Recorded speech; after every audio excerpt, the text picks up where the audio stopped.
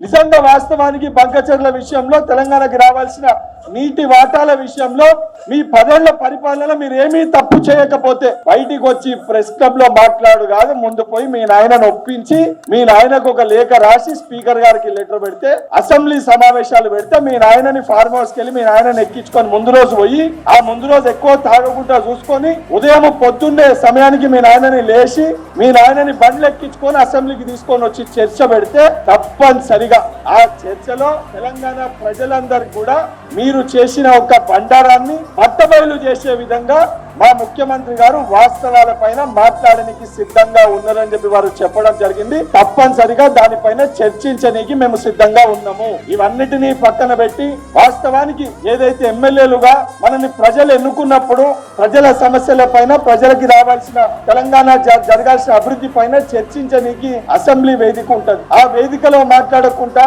ఆ వేదికలో పాల్గొనకుండా ఈ రోజు స్టంట్లు చేసే విధంగా ఏదైతే మీడియాలో హైప్ క్రియేట్ చేసుకునే విధంగా నీ సోషల్ మీడియాలో